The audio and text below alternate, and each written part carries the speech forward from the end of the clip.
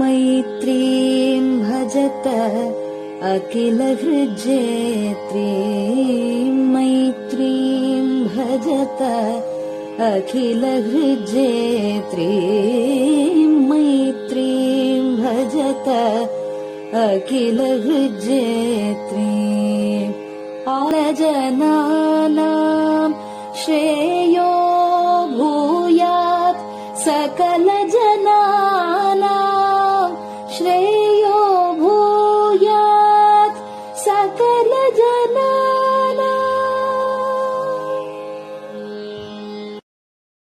பெரியவா சரணம். மைத்ரீம் பஜத பாடியவர் குமாரி சிவஸ்ரீ ஸ்கந்தபிரசாத். பெரியவா சரணம். வணக்கம். பெரியவா வானொலியின் காலை நிகழ்ச்சிகளுக்கு உங்களை அன்புடன் வரவேற்கிறோம். முதலில் பெரியவா சுப்பிரபாதம். பெரியவா சரணம்.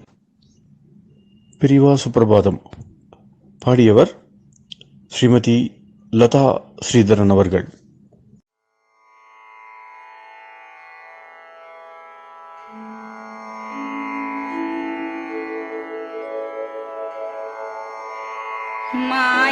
मायात्रियामासु निमीलिताक्षम् लोकत्रियामासु विनिद्रमेनम् लोकस्य रीत्या हि निबोधयामि साक्षात् गुरुं चन्दिरशेखरेन्द्रम् साक्षात् गुरुं चन्दिरशेखरेन्द्रम् प्रातः सरोजकुसुमानि विहाय निद्राम् बालारुणातपसुवर्णमयानि नित्यम् कूजन्मरालकलहं सरवैः स्तुवन्ति श्रीचन्द्रशेखर गुरो तव सुप्रभातम् श्रीचन्द्रशेखर गुरो तव सुप्रभातम् भृङ्गाश्च पीतमधुमत्तविलासिनिभिः युक्ताः सरोजवनजातसुरेणुपीताः त्वां स्तुवन्ति मधुरैः कलगुञ्जनैः स्वैः श्रीचन्द्रशेखर गुरो तव सुप्रभातम् श्रीचन्द्रशेखर गुरो तव सुप्रभातम् ये लालवङ्गनवमालति मल्लिकाद्याः गन्धीनि नित्यममलानि लता सुमानि अर्चन्ति पल्लवकरैर्विनता गृहीत्वा श्रीचन्द्रशेखर गुरो तव सुप्रभातम् श्रीचन्द्रशेखर गुरो तव सुप्रभातम् तुभ्यं रसालकदलीपनसादिवृक्षा कूजन्द्विगङ्गनिवगैर्मधुरं स्तुवन्तः माद्वीकसङ्गमधुरं फलमुद्वहन्ति श्रीचन्द्रशेखर गुरो तव सुप्रभातम् श्रीचन्द्रशेखर गुरो तव सुप्रभातम् कावेरी वारिकृतमञ्जनपूतदेहा वेदादिमन्त्रनिवगैर्मुखरीकृताशाः विप्रास्तुवन्ति सततं नतमस्तकात्माम् श्रीचन्द्रशेखर गुरो तव सुप्रभातम् श्रीचन्द्रशेखर गुरो तव सुप्रभातम् भक्ताश्च ते विहितकर्म च या विशुद्धाः भक्त्यार्जिताखिल विशिष्टफलैकहस्ताः त्वद्दर्शनमगकरं परिलब्धुकामाः श्रीचन्द्रशेखर गुरो तव सुप्रभातम् श्रीचन्द्रशेखर गुरो तव सुप्रभातम् भूत्यासि तेन वपुषा भुविशैव तत्त्वम् शक्त्यार्पितेन मनसा वरशाक्ततत्त्वम् नारायणेति वदता वदनेन विष्णोः तत्त्वं त्वया प्रकटितं तव सुप्रभातम् तत्त्वं त्वया प्रकटितं तव सुप्रभातम्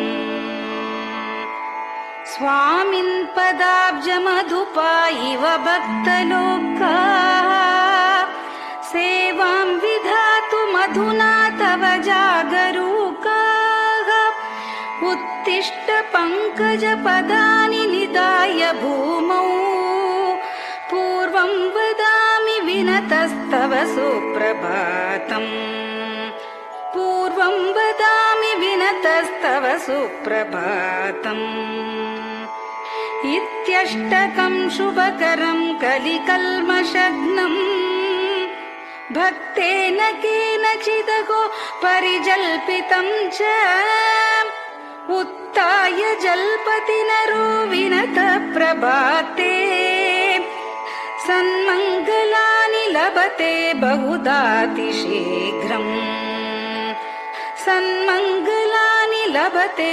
बहुधातिशीघ्रम् सन्मङ्गलानि लभते बहुधातिशीघ्रम्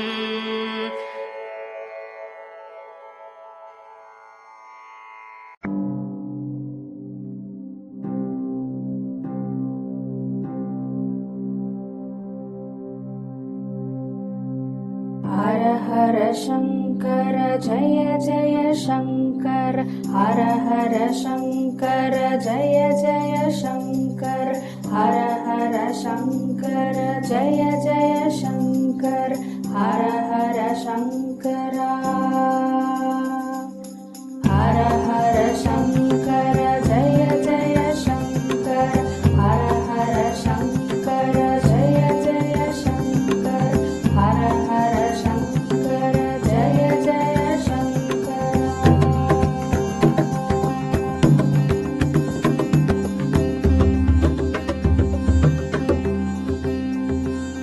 श्रुति स्मृति पुराणानाम् आलयं करुणालयं नमामि भगवत्पादम् शङ्करं लोकशङ्करं श्रुति स्मृति पुराणानाम् आलयं करुणालयं नमामि भगवत्पादम् शङ्करं लोकशङ्करम् हर हर शङ्कर जय जय शङ्कर हर हर शङ्कर जय जय शङ्कर हर हर शङ्कर जय जय शङ्कर हर हर शङ्कर हर हर शङ्कर जय जय शङ्कर हर हर शङ्कर जय जय शङ्कर हर हर शङ्कर जय जय शङ्कर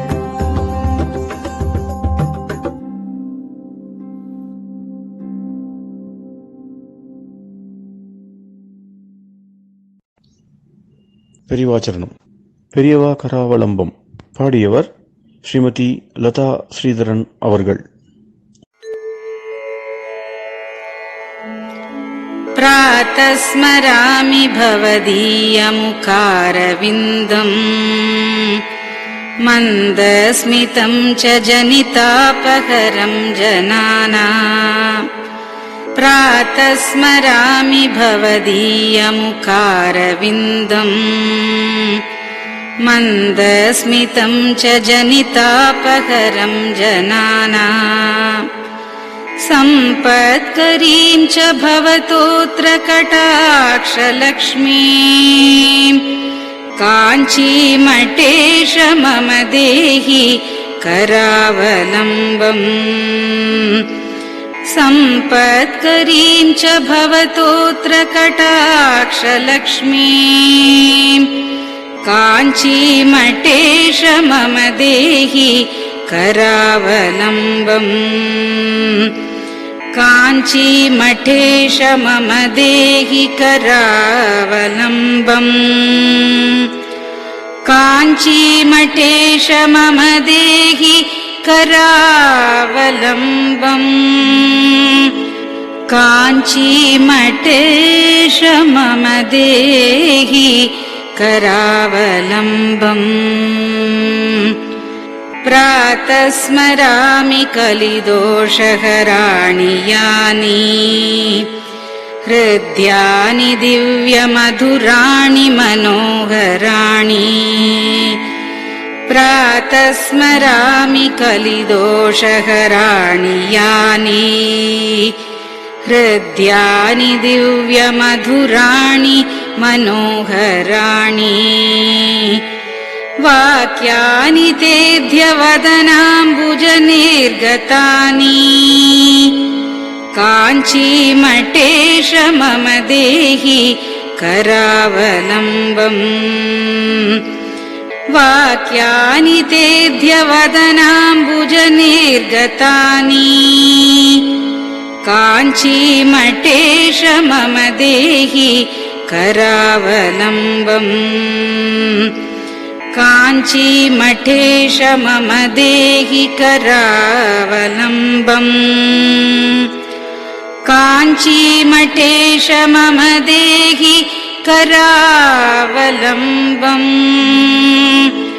काञ्चीमठेश मम देहि करावलम्बम्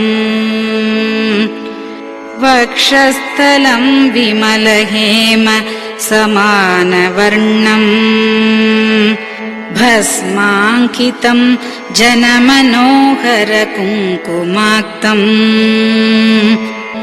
वक्षस्थलं विमलहेम समानवर्णम् भस्माङ्कितं जनमनोहर कुङ्कुमाक्तम् प्रातः स्मरामि भवतोऽत्र चिरं महात्मन् काञ्चीमठेश मम देहि करावलम्बम् प्रातः स्मरामि भवतोऽत्र चिरं महात्मन् काञ्चीमठेश मम देहि करावलम्बम् काञ्चीमठेश मम देहि करावलम्बम् काञ्चीमठेश मम देहि करावलम्बम्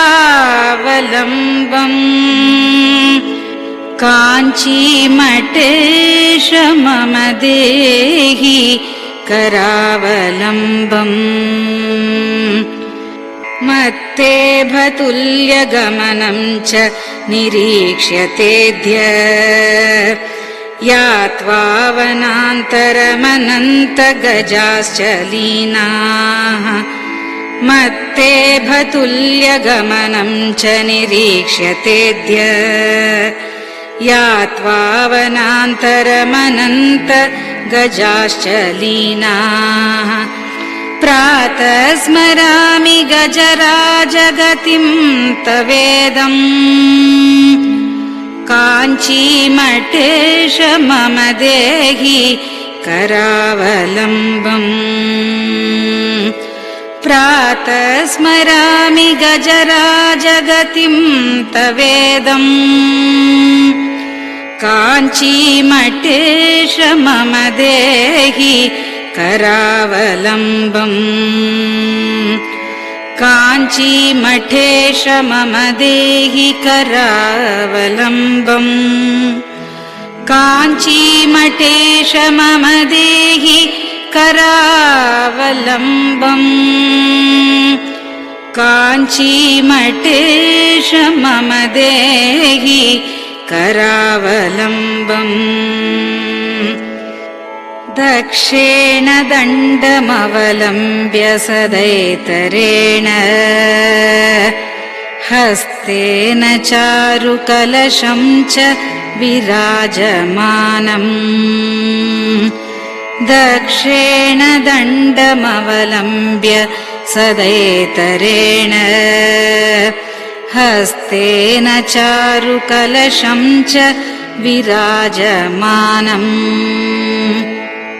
रक्ताम्बरं च तव चारु कटिं स्मरामि काञ्चीमठेश मम देहि करावलम्बम् रक्ताम्बरं च तव चारु कटिं स्मरामि काञ्चीमठेश मम देहि करावलम्बम् काञ्चीमठेश मम देहि करावलम्बम् काञ्चीमठेश मम देहि करावलम्बम् काञ्चीमठेश मम देहि करावलम्बम् विस्मृत्य दोषमखिलं च ममापराधम् त्रातुं च याध्य भगवन् कृतबद्ध दीक्षा विस्मृत्य दोषमखिलं च ममापराधम् त्रातुं च याध्य भगवन् कृतबद्ध दीक्षा प्रातः स्मरामि यति पुङ्गवतेऽनुकम्पाम् काञ्चीमठेश मम देहि करावलम्बम् प्रातः स्मरामि यति पुङ्गवतेऽनुकम्पाम् काञ्चीमठेश मम देहि करावलम्बम् काञ्चीमठेश मम देहि करावलम्बम् काञ्चीमठेश मम देहि करावलम्बम् काञ्चीमठेश मम देहि करावलम्बम् प्रातः स्मरामि भवदीय पदारविन्दम् यस्मात् प्रयान्ति दुरितानि महान्ति तानि प्रातः स्मरामि भवदीय पदारविन्दम् यस्मात् प्रयान्ति दुरितानि महान्ति तानि आयान्ति तानि मुहुरुद्य सुमङ्गलानि काञ्चीमठेश मम देहि करावलम्बम् आयान्ति तानि मुहुरुद्य सुमङ्गलानि काञ्चीमठेश मम देहि करावलम्बम् काञ्चीमठेश मम देहि करावलम्बम् काञ्चीमठेश मम देहि करावलम्बम् काञ्चीमठेश मम देहि करावलम्बम् स्नानाश्च पानाश्च निषेवणाश्च ध्यानाश्च पापानिलयं प्रयान्ति स्नानाश्च पानाश्च निषेवणाश्च ध्यानाश्च पापानिलयं प्रयान्ति हे तीर्थपादानुसवं पदं ते तीर्थं च तीर्थीकरणं भजामि हे तीर्थपादानुसवं पदं ते तीर्थं च तीर्थीकरणं भजामि काञ्चीमठेश मम देहि करावलम्बम् काञ्चीमठेश मम देहि करावलम्बम्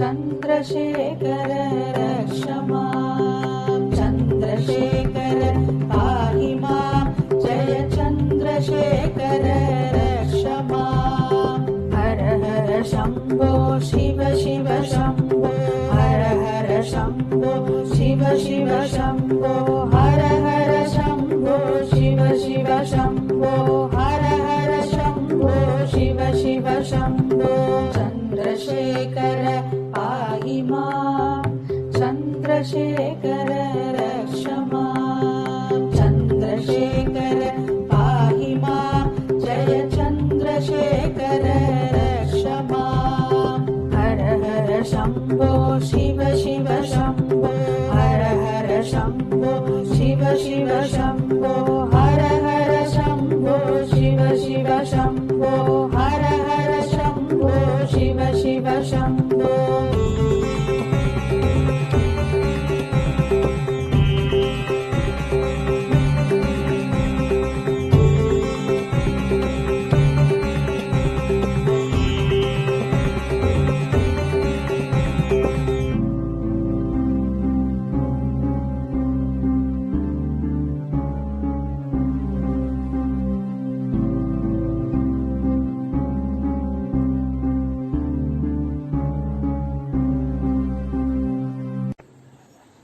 பெரியவா சரணம். பெரியவா வானொலி நேயர்களுக்கு ஒரு முக்கியமான அறிவிப்பு. இந்த கொரோனாங்கிற ஒரு பெரும் தொற்று உலகத்தில் பலவிதத்தில் தொந்தரவு பண்ணிட்டு ஜனங்களுக்கு பலவிதத்தில் நஷ்டத்தையும் கஷ்டத்தையும் கொடுத்துட்டு இருக்கு. இந்த கொரோனாவை வெற்றி கொண்டு இந்த கஷ்ட நஷ்டங்கள்லாம் போய் நாம் சகஜ நிலையில சௌக்கியமா இருக்கணும் அப்படின்னா அதுக்கு பகவானை பிரார்த்தனை பண்ணி ஆண்டவனோட அருளால தான் இதை நாம சாதிக்க முடியும். அதுக்காக பல ஆச்சாரியெல்லாம் பல விதத்துல நமக்கு பாராயணத்துக்கு பல விஷயங்களை உபதேசம் பண்ணிட்டு இருக்கா. இந்த ஞாயிற்றுக்கிழமை நாம ஆதித்ய ஹிருதயம் அதை பாராயணம் பண்ண போறா. அதை நாம கேட்டு நாமளும் பாராயணம் பண்ணி சூரியனோட அருள்னால நாம ஆரோக்கியத்தை அடையலாம். காரணம் சாஸ்திரம் சொல்றது ஆரோக்கியம் வேணும்னா பாஸ்கரனான சூரியனால தான் அருளால தான் கிடைக்கும் அப்படின்னு சொல்லியிருக்கு. அதனால நமக்கு இந்த வியாதி எல்லாம் பெருந்தொற்றெல்லாம் போய் ஆரோக்கியம் ஏற்பட சூரிய நாராயணமூர்த்தியை இந்த ஆதித்ய ஹிருதயத்தினால வழிபடலாம். இந்த ஆதித்ய ஹிருதயம் ராமாயணத்துல அகஸ்திய மகரிஷி ராமருக்கு உபதேசம் பண்றது.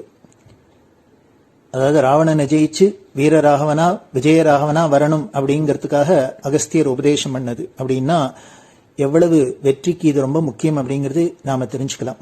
அப்படி உயர்ந்ததான அந்த ஆதித்ய ஹிருதயத்தை பெங்களூர் பசவங்குடியில ஸ்ரீ சத்குரு வேத பாடசாலை அப்படின்னு வச்சுட்டு பல இளைஞர்களுக்கும் இன்னும் உத்தியோகத்துக்கு போறவா பல பேருக்கு வேதங்களை கற்றுக் கொடுத்துருக்கார் பிரம்மஸ்ரீ டாக்டர் ஸ்ரீனிவாசன் அவர்கள். டாக்டர் ஸ்ரீனிவாசன் அவர்கள் சொல்ல அவர்களோட மாணவர்கள்லாம் அந்த திருப்பி சொல்றாப்புல இந்த ஆதித்ய ஹிருதயத்தை நமக்கு அவ நமது பெரியவா வானொலிக்காக கொடுத்திருக்கா. அவளுக்கு நன்றியை தெரிவித்து இந்த ஞாயிற்றுக்கிழமை காலை இது ஒலிபரப்பப்படும். இந்த ஆதித்ய ஹிருதயத்தை நீங்க கேட்கறதையே நீங்களும் திருப்பி சொல்றாப்புல தான் அது இருக்கு. அதை சொன்னேன்னா சூரியனோட அருள்நாள்ல நாம் இந்த கொரோனாங்கிற பெருந்தொற்றிலேருந்து மீண்டு நாம ஆரோக்கியத்தோட ஆயுசோட சௌக்கியமா இருக்கலாம்னு உங்க எல்லோரையும் கேட்டுக்கிறோம். எல்லோரும் அவசியம் கேட்டு பயனடையணும். மற்றவர்களையும் கேட்க முடியுமா நீங்க சொல்லணும்.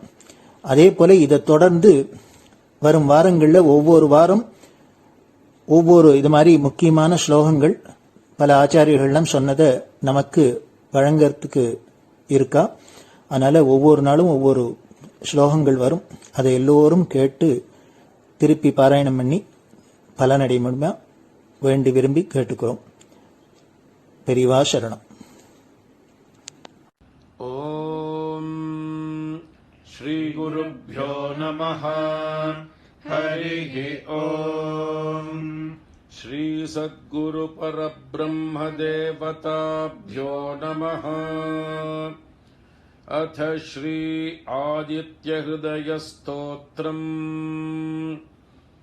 अस्य श्री आदित्यहृदयस्तोत्रमहामन्त्रस्य अस्य श्री आदित्यहृदयस्तोत्रमहामन्त्रस्य अस्य श्री आदित्यहृदयस्तोत्रमहामन्त्रस्य श्रीमदगस्त्यो भगवान् ऋषिः.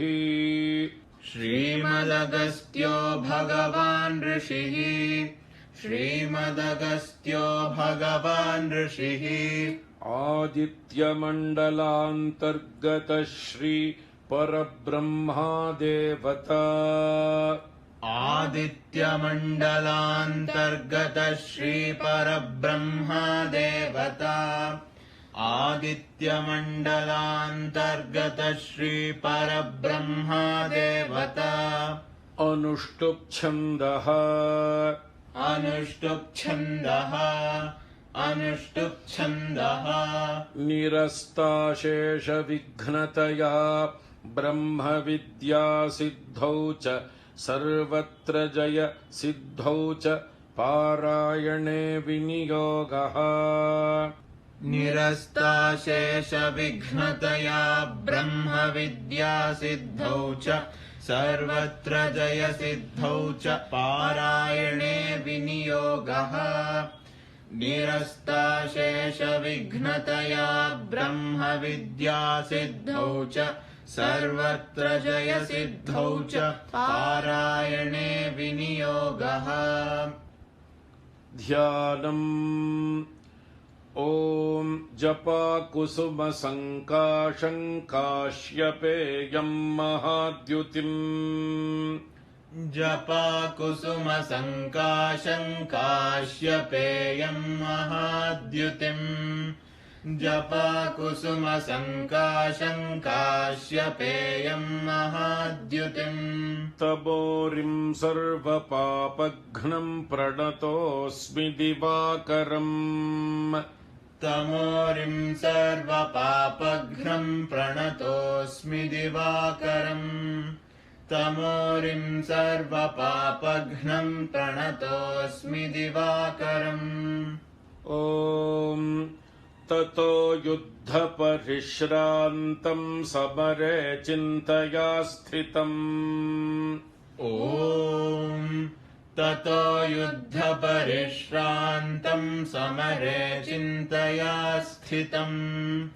ततो युद्धपरिश्रान्तम् समरे चिन्तया स्थितम्.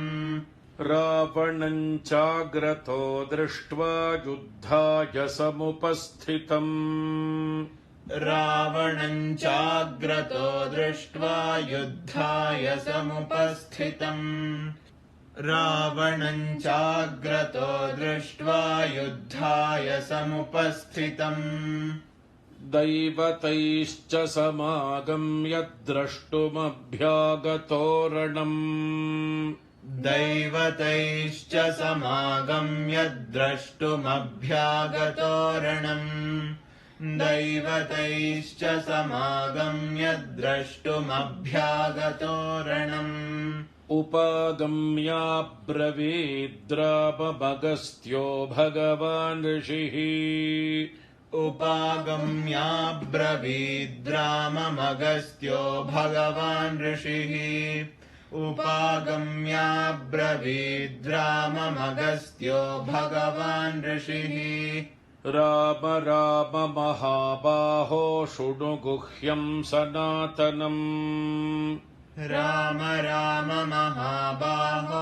शृणु गुह्यम् सनातनम् राम राम महाबाहो शृणु गुह्यम् सनातनम् येन सर्वा नरीन् वत्स समरे विजयिष्यसि येन सर्वा नरीन् वत्स समरे विजयिष्यसि येन सर्वा नरीन् वत्स समरे विजयिष्यसि आदित्यहृदयम् पुण्यम् सर्वशत्रुविनाशनम् आदित्यहृदयम् पुण्यम् सर्वशत्रुविनाशनम् आदित्यहृदयम् पुण्यम् सर्वशत्रुविनाशनम् जयावहम् जपेन्नित्यमक्षय्यम् परमम् शिवम् जयावहम् जपेन्नित्यमक्षय्यम् परमम् शिवम् जयावहम् जपेन्नित्यमक्षय्यम् परमम् शिवम् सर्वमङ्गलमाङ्गल्यम् सर्वपापप्रणाशनम् सर्वमङ्गलमाङ्गल्यम् सर्वपापप्रणाशनम् सर्वमङ्गलमाङ्गल्यम् सर्वपापप्रणाशनम् चिन्ताशोकप्रशमनमायुर्वर्धनमुत्तमम् चिन्ताशोकप्रशमनमायुर्वर्धनमुत्तमम् चिन्ताशोकप्रशमनमायुर्वर्धनमुत्तमम् रश्मिमन्तम् समुद्यन्तम् देवासुरनमस्कृतम् रश्मिमन्तम् समुद्यन्तम् देवासुरनमस्कृतम् रश्मिमन्तम् समुद्यन्तम् देवासुरनमस्कृतम् पूजयस्व विवस्वन्तम् भास्करम् भुवनेश्वरम् पूजयस्व विवस्वन्तम् भास्करम् भुवनेश्वरम् पूजयस्व विवस्वन्तम् भास्करम् भुवनेश्वरम् ॐ सर्वदेवात्मको ह्येष तेजस्वी रश्मिभावनः ॐ सर्वदेवात्मको ह्येष तेजस्वी रश्मिभावनः सर्वदेवात्मको ह्येष तेजस्वी रश्मिभावनः एष देवासुरगणाल्लोकान्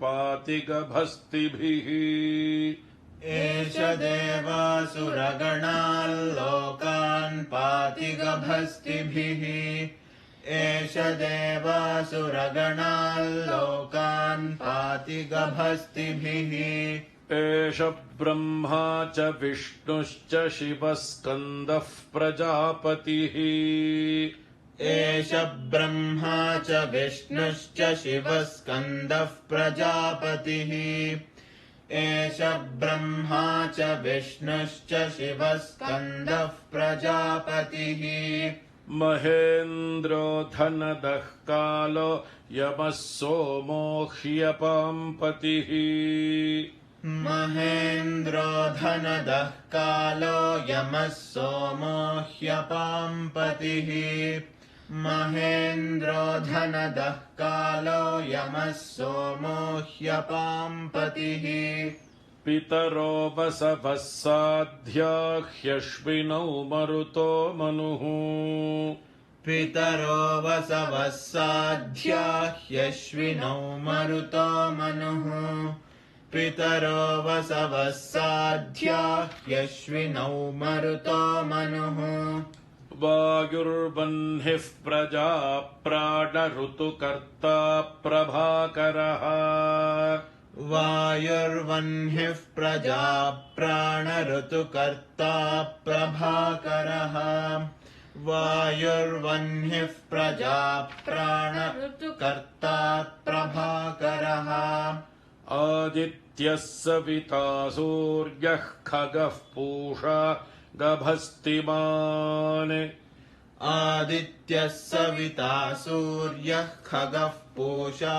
गभस्तिमान् आदित्यः सविता सूर्यः खगः पूषा गभस्तिमान् सुवर्णसदृशो भानुः स्वर्णरेता दिवाकरः सुवर्णसदृशो भानुः स्वर्णरेता दिवाकरः सुवर्णसदृशो भानुः स्वर्णरेता दिवाकरः हरिदश्वः सहस्रार्चिः सप्तसप्तिर्मरीचिमान् हरिदश्वः सहस्रार्चिः सप्तसप्तिर्मरीचिमान् हरिदश्वः सहस्रार्चिः सप्तसप्तिर्मरीचिमान् तिमिरोन्मथनः शम्भुस्त्वष्टा मार्ताण्ड अंशुमान् तिमिरोन्मथनः शम्भुस्त्वष्टा मार्ताण्ड अंशुमान् तिमिरोन्मथनः शम्भुस्त्वष्टा मार्ताण्ड अंशुमान् हिरण्यगर्भः शिशिरस्तपनो भास्करो रविः हिरण्यगर्भः शिशिरस्तपनो भास्करो रविः हिरण्यगर्भः शिशिरस्तपनो भास्करो रविः अग्निगर्भोदितेः पुत्रः शङ्खः शिशिरनाशनः अग्निगर्भोदितेः पुत्रः शङ्खः शिशिरनाशनः अग्निगर्भोदितेः पुत्रः शङ्खः शिशिरनाशनः व्योमनाथस्तमो भेदी ऋग्यजुस्सामपारगः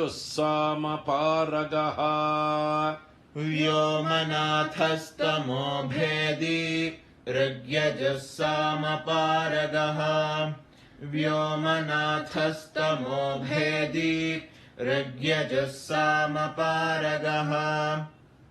घनवृष्टिरपां मित्रो विन्ध्यवीथिप्लवङ्गमः घनवृष्टिरपां मित्रो विन्ध्यवीथिप्लवङ्गमः घनवृष्टिरपां मित्रो विन्ध्यवीथिप्लवङ्गमः आतपी मण्डली मृत्युः पिङ्गलः सर्वतापनः आतपी मण्डली मृत्युः पिङ्गलः सर्वतापनः आतपी मण्डली मृत्युः पिङ्गलः सर्वतापनः कविर्विश्वो महातेजा रक्तः सर्वभवोद्भवः कविर्विश्वो महातेजा रक्तः सर्वभवोद्भवः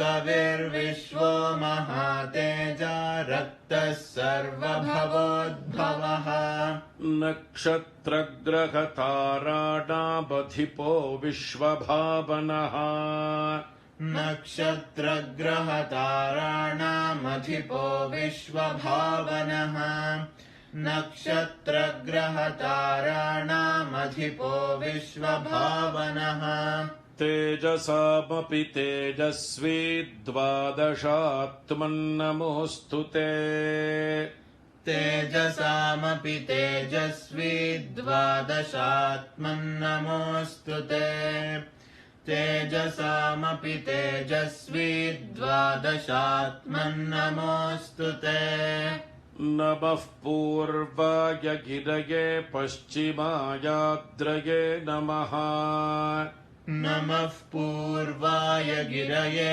पश्चिमायाद्रये नमः नमः पूर्वाय गिरये पश्चिमायाद्रये नमः ज्योतिर्गणानां पतये दिनाधिपतये नमः ज्योतिर्गणानां पतये दिनाधिपतये नमः ज्योतिर्गणानां पतये दिनाधिपतये नमः जयाय जय भद्राय हर्यश्वाय नमो नमः जयाय जय भद्राय हर्यश्वाय नमो नमः जयाय जय भद्राय हर्यश्वाय नमो नमः नमो नमः सहस्रांशो आदित्याय नमो नमः नमो नमः सहस्रांशो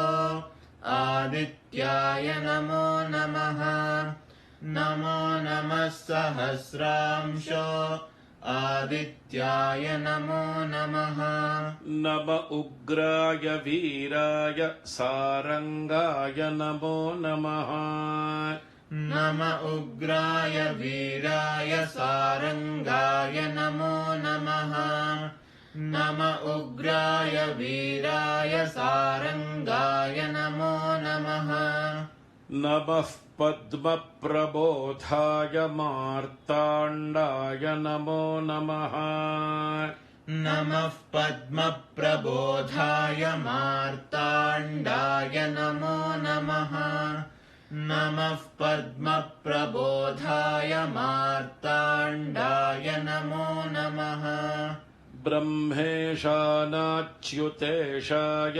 सूर्यायादित्यवर्चसे ब्रह्मेशानाच्युतेशाय सूर्यायादित्यवर्चसे ब्रह्मेशानाच्युतेशाय सूर्यायादित्यवर्चसे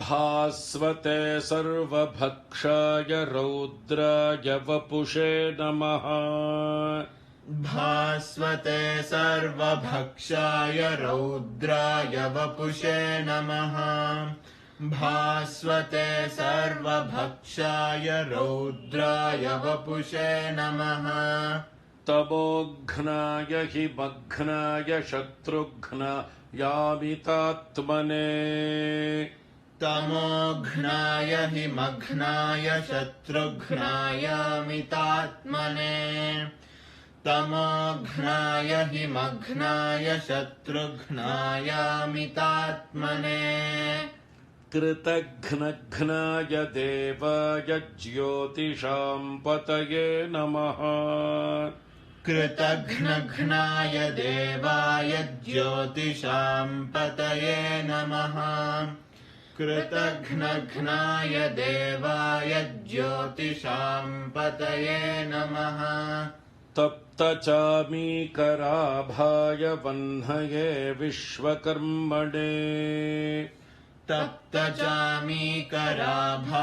वह्नये विश्वकर्मणे तप्तचामीकराभाय वह्नये विश्वकर्मणे नमस्तमोभिनिघ्नाय रुचये लोकसाक्षिणे नमस्तमोभिनिघ्नाय रुचये लोकसाक्षिणे नमस्तमोभिनिघ्नाय रुचये लोकसाक्षिणे तप्तचामीकराभाय वह्नये विश्वकर्मणे तप्तचामीकराभाय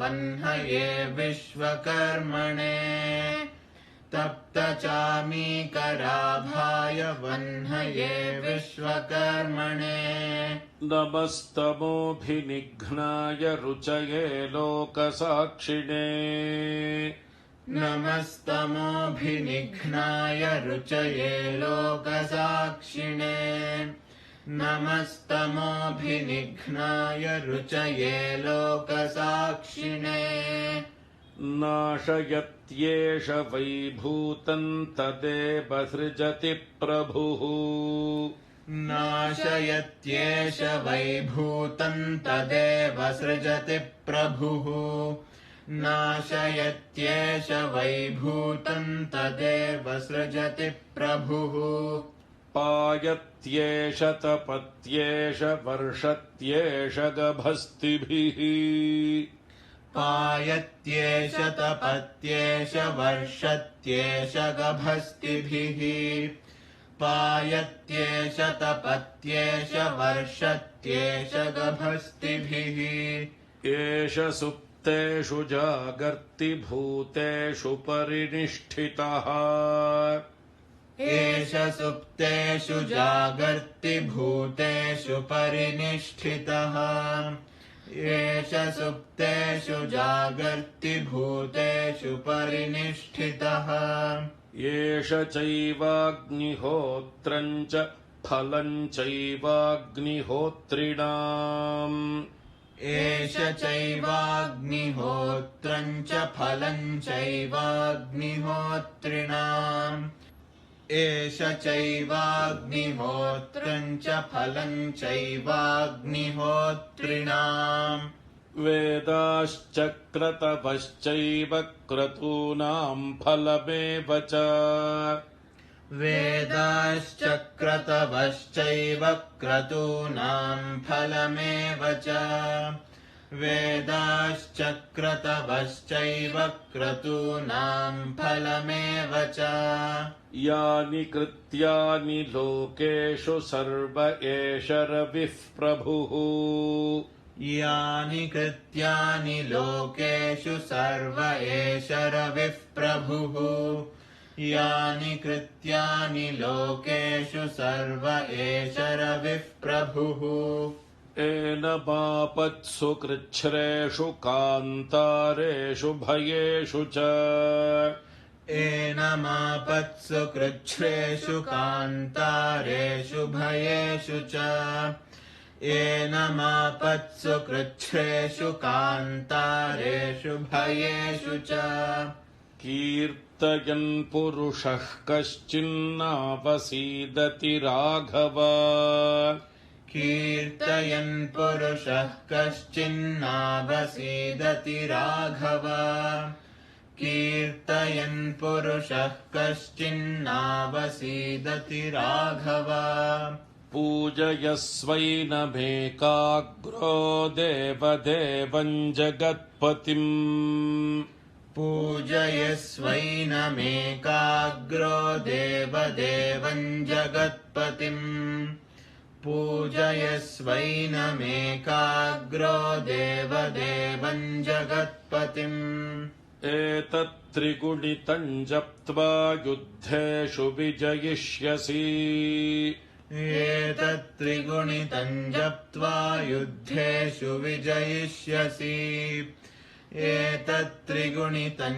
जप्त्वा युद्धेषु विजयिष्यसि अस्मिन् क्षणे महाबाहो रावणं त्वं वधिष्यसि अस्मिन् क्षणे महाबाहो रावणं त्वं वधिष्यसि अस्मिन् क्षणे महाबाहो रावणं त्वं वधिष्यसि एवमुक्त्वा तदागस्त्यो जगाम च यथागतम् एवमुक्त्वा तदागस्त्यो जगाम च यथागतम् एवमुक्त्वा तदागस्त्यो जगाम च यथागतम् एतच्छ्रुत्वा महातेज नष्टशोको भवत्तदा एतच्छ्रुत्वा महातेजा नष्टशोको भवत्तदा एतच्छ्रुत्वा महातेजा नष्टशोको भवत्तदा धारयामास सुप्रीतो राघवः प्रयतात्मवान् धारयामास सुप्रीतो राघवः प्रयतात्मवान् धारयामास सुप्रीतो राघवः प्रयतात्मवान् आदित्यं प्रेक्ष्य जप्त्वा तु परं हर्षमवाप्तवान् आदित्यं प्रेक्ष्य जप्त्वा तु परं हर्षमवाप्तवान् आदित्यं प्रेक्ष्य जप्त्वा तु परं हर्षमवाप्तवान् त्रिराचम्य शुचिर्भूत्वा धनुरादाय वीर्यवान् त्रिराचम्य शुचिर्भूत्वा धनुरादाय वीर्यवान् त्रिराचम्य शुचिर्भूत्वा धनुरादाय वीर्यवान् रावणं प्रेक्ष्य हृष्टात्मा युद्धाय समुपागमत् रावणं प्रेक्ष्य हृष्टात्मा युद्धाय समुपागमत् रावणं प्रेक्ष्य हृष्टात्मा युद्धाय समुपागमत् सर्वयत्नेन महता वधे तस्य धृतोऽभवत् सर्वयत्नेन महता वधे तस्य धृतोऽभवत् सर्वयत्नेन महता वधे तस्य धृतोऽभवत् अथर्वविरवदन्निरीक्ष्य रामं मुदितमनाः परमं प्रहृष्यमाणः अथर्वविरवदन्निरीक्ष्य रामं मुदितमनाः परमं प्रहृष्यमाणः अथर्वविरवदन्निरीक्ष्य रामं मुदितमनाः परमं प्रहृष्यमाणः निशिचरपतिसंक्षयं विदित्वा सुरगणमध्यगतो वचस्त्वरेति निशिचरपतिसंक्षयं विदित्वा सुरगणमध्यगतो वचस्त्वरेति निशिचरपतिसंक्षयं विदित्वा सुरगणमध्यगतो वचस्त्वरेति ब्रह्मस्वरूपमुदये मध्याह्ने तु महेश्वरः ब्रह्मस्वरूपमुदये मध्याह्ने तु महेश्वरः ब्रह्मस्वरूपमुदये मध्याह्ने तु महेश्वरः अस्तमाने स्वयं विष्णुस्त्रयीमूर्तिर्दिवाकरः अस्तमाने स्वयं विष्णुस्त्रयीमूर्तिर्दिवाकरः अस्तमाने स्वयं विष्णुस्त्रयीमूर्तिर्दिवाकरः अण्डयोनिर्महासाक्षिरादित्याय नमो नमः अण्डयोनिर्महासाक्षिरादित्याय नमो नमः अण्डयोनिर्महासाक्षिरादित्याय नमो नमः कालात्मा सर्वभूतात्मा वेदात्मा विश्वतोमुखः कालात्मा सर्वभूतात्मा वेदात्मा विश्वतोमुखः कालात्मा सर्वभूतात्मा वेदात्मा विश्वतोमुखः जन्म मृत्युजरा व्याधि संसार भयनाशनः जन्म मृत्युजरा व्याधि संसार भयनाशनः जन्म मृत्युजरा व्याधि संसार भयनाशनः ॐ भास्कराय विद्महे महद्युतिकराय धीमहि ॐ भास्कराय विद्महे महद्युतिकराय धीमहि भास्कराय विद्महे महद्युतिकराय धीमहि तन्नो आदित्यः प्रचोदयात् तन्नो आदित्यः प्रचोदयात् तन्नो आदित्यः प्रचोदयात् आदित्याय विद्महे सहस्रकिरणाय धीमहि आदित्याय विद्महे सहस्रकिरणाय धीमहि आदित्याय विद्महे सहस्रकिरणाय धीमहि तन्नः सूर्यः प्रचोदयात् तन्नः सूर्यः प्रचोदयात् तन्नः सूर्यः प्रचोदयात् ॐ इत्यार्षे श्रीमद् रामायणे वाल्मीकिये आदिकाव्ये चतुर्विंशतिसहस्रिकायां संहितायां युद्धकाण्डे आदित्यहृदयं नाम सप्तोत्तरशततमः सर्गः। ॐ शान्ति शान्ति शान्तिः। श्रीगुरुभ्यो नमः। हरिः ॐ। பெரியவா சரணம். நீங்கள் கேட்க இருப்பது பெரியவா குரல். மகா பெரியவா உபன்யாசங்களில் இருந்து சில பகுதிகள். நமः பார்வதீபதயே கோவிந்தநாமஸ்மகீர்த்தனம். அதுக்கு தகுந்தாப்புல அவனுக்கு படி அளக்கிறவன் பலமத உபபத்தே அப்படின்னு. அத்தக அவன் ஈஸ்வரனிடத்துல இருந்தா பலம்ங்கிறது கர்மபலம்ங்கிறது அவனிடத்துல இருந்தா கிடைக்கணும் அப்படின்னு. நான் ஒவ்வொரு மனசுலான செய்கிற காரியம் மனோவாக்காயங்கள்னு சரீரத்தினாலேயோ வார்த்தையினாலேயோ மனசினாலேயோ உள்ளூர் மனசினாலேயோ கூட சிலது நல்லது நினைக்கலாம், சிலது கெட்டது நினைக்கலாம். எல்லாத்தையும் ஒரு ஜாபிதா பண்ணி வச்சுட்டு ஜாபிதா புத்தகத்தில் எழுதுறாரோ மனசில் எழுதி வச்சுக்கிறாரோ அவருக்கு எப்படியோ தெரியல. சில பேர் ஞாபகத்திலேயே வச்சுடுவா, புத்தகம் கூட வேண்டியதில்லை அவளுக்கு. நம்ம மனுஷாலேயே இப்படி இருக்கிறதுனால புத்தகத்தில் எழுத வேண்டிய முக்காலே மணி பேர் புத்தகத்தில் எழுந்து ஓனத்தம் புத்தகத்தில் எழுதானே எல்லாத்தையும் தெரிஞ்சுருக்கான் இருக்கான். அதனால அவனுக்காலும் கட்டிக்காரனா இருக்கிறான் சுவாமி. அதனால என்ன ஒரு மனசுல எழுதி வச்சுருக்கலாம் அவர். அதனால எத்தனை கோட்டி கோட்டி கோட்டி பிராணிகள் இருந்தாலும் அவன் என்னென்ன காரியங்கள் மனசனாலேயோ சரீரத்தினாலேயோ வாக்கினாலேயோ பண்றாளோ அவ்வளவு மனசுல எழுதி வச்சுட்டு அவர் பலத்தை கொடுக்குறார். அப்ப அவர் என்ன பக்தி பண்ணுவானு. சரி, இந்த ரெண்டு டெஃபினேஷன் தான் இருக்கு. கர்த்தா ஒண்ணும், இந்த பலத்தை கொடுக்குறது அப்படின்னு ரெண்டு டெஃபினேஷன் ஈஸ்வரனுக்கு. ஒரு சிருஷ்டிச்சு போட்டோம் அவர் காரியம். ரசிச்சா ரசிக்கார். நான் என்ன அவர் ரசிச்சுன்னு சொல்ல முடியுமா? பக்தி பண்றவனை தான் ரசிக்கிறார், பக்தி பண்ணாதவனை ரசிக்கிறேன்னு சொல்லுவான். எல்லாருமே ரசிக்கிறாரு.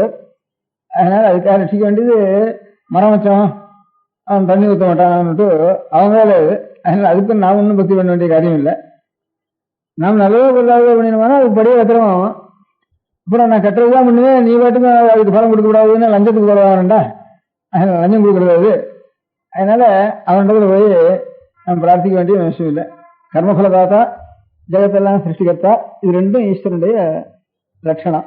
நம்ம தேசத்திலேயே சில மதஸ்தால் வேதத்தை ஆசிரியச்சுட்டே இருக்கிற சில மதஸ்தால் சாங்கியால்னு பழைய நாள்ல சில பேர் இருந்திருக்கா. அதே போல மீமாம்சகால்னு சில பேர் இருந்திருக்கா. அதெல்லாம் ஆச்சாரியால் அந்த ரெண்டு மதமும் இருந்திருக்கு. அந்த ரெண்டு மதத்திலையும் ஈஸ்வரன் ஜெகத்துக்கு கர்த்தாவும் இல்லை, ஜெகத்துக்கு ஈஸ்வரன் கர்த்தா இல்லைன்னு சாங்கிய மதம். மீமாம்சையிலையும் அதை பத்தி ஜெகத்து ஈஸ்வரன் கர்த்தான்னு சொல்லவும் இல்லை. இப்ப ஈஸ்வரன் வந்து ஜெகத்து கர்த்தா இல்லைன்னு சாங்கிய மதத்துல நல்லா கண்டனம் பண்ணிருக்கா. ஈஸ்வரன் ஜெகத்து கர்த்தாவே இல்லை அப்படின்னு தீர்மானமா வேற ஏதோதான் கர்த்தா, ஈஸ்வரன் கர்த்தா இல்லை அப்படின்ட்டு வேதத்தை அனுசரித்த மதத்திலேயே ஒரு சாங்கிய மதம்னு ஒரு மதத்துல அப்படி தீர்மானம் பண்ணிருக்கா. அதுல மாத்திரம் ஈஸ்வரனே கிடையாது, ஈஸ்வரன் ஜெகத்து கர்த்தாவும் இல்லை அப்படின்னு வேதத்துல சொன்ன மதத்திலேயே, வேதத்தை அனுசரித்த மதத்திலேயே ஒரு மதத்துல அப்படி சொல்லிட்டு இருந்திருக்கா. வேதத்தை அனுசரிக்காம ஜெயின மதம், புத்த மதம், அந்த மதங்கள் எல்லாம் ஈஸ்வரன் ஒன்னும் ஜெகத்துக்கு கர்த்தான்னு சொல்றதுக்கு இல்லை, ஈஸ்வரன் ஒரு சாமான் இருக்கிறதா ஒன்னும் அவசியம் இல்லை அப்படிங்கிற மாதிரி அந்த அந்த ட்ரெண்டில் தான் மதங்கள்லாம் போயிருக்கு. ஆனா வேதத்தை அங்கீகரிக்காத மதம் ரெண்டும். வேதத்தை அங்கீகரிக்கிற மதத்திலேயே சாங்கிய மதத்துல இந்த மாதிரி சுவாமி ஒன்றும் ஜெகத்துக்கு காரணம் இல்லை அப்படின்னு சொல்லிட்டாவில்ல.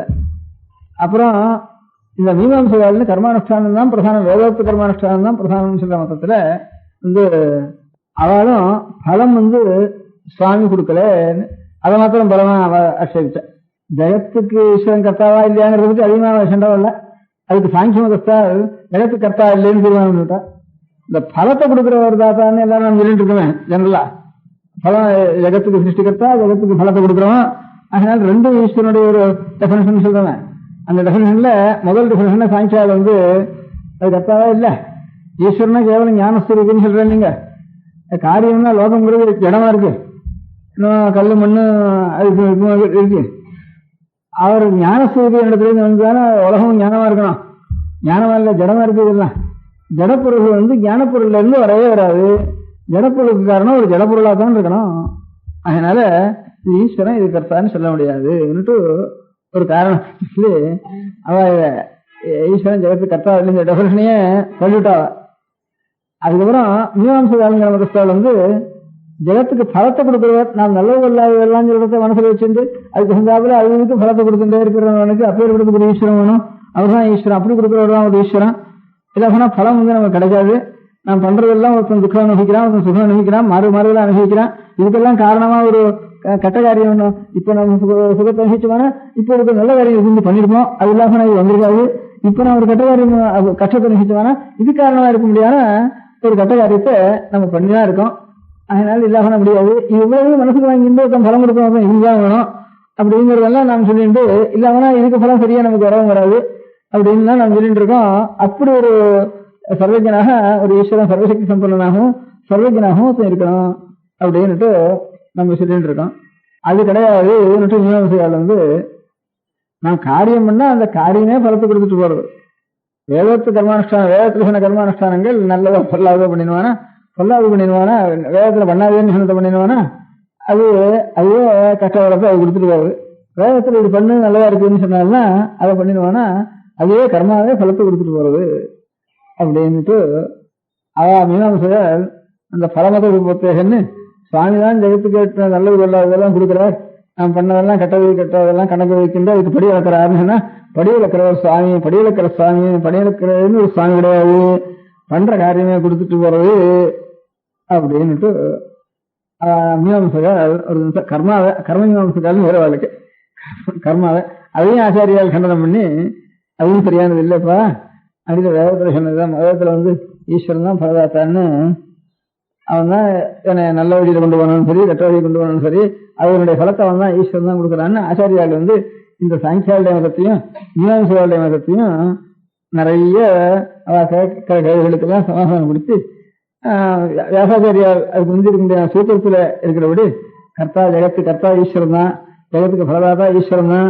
ஈஸ்வரன் எல்லாமே ஜெகத்து உண்டாகாது, தானா உண்டாகாது, தானாவும் இந்த நாம் செய்யற காரியங்கள்லாம் தானா பலத்தை கொடுக்க முடியாது. ரெண்டும் ஜடமான வஸ்து ஒரு வஸ்து ஒண்ணாது, அது பண்ணவே முடியாது. ஒரு சைதன்யம் இருந்தா தான் அந்த இதெல்லாம் அதனுடைய ஒரு சங்கல்பத்தை அனுசரிச்சு கையாலகணம் வேண்டாம் காலகணம் வேண்டாம், ஒரு சங்கல்பம் ஒன்று இருந்தா தான் அந்த சங்கல்பத்துல இருந்து இந்த பிரபஞ்சம் எல்லாம் உண்டாகும், பலமும் கிடைக்கும். அப்படி என்று இவன் இப்ப பண்றதெல்லாம் மனசுல வாங்கினதை தான் பின்னால கொடுக்குற வரைக்கும் அவனுடைய ஒரு கணக்குல இதெல்லாம் இருந்தாகணும். அந்த இல்லாதனா இது பலம் கிடைக்காது அப்படின்னு பலதாகர்த்தம்.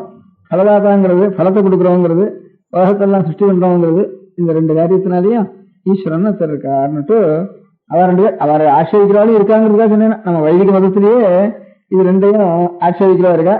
ஆச்சாரியால் அவதாரம் பண்ண காலத்துல அதெல்லாம் இல்லப்பா, பழையபடி வியாசாச்சாரியால் பூர்வத்தில் எப்படி சொன்னாலோ நம்முடைய வைதிகாலெல்லாம் ஆதிகாலம் அப்படி இருக்காளோ மத்தியில இந்த ரெண்டு மதங்களும் அபிப்பிராயம் பௌத்த மதம் தான். பௌத்த மதம் செய்யற மதம் வேதத்துக்கே கொஞ்சம் மீறின மதம். அது மீறினா கூட அவளும் இதே விஷயத்து தான் வாசிட்டா.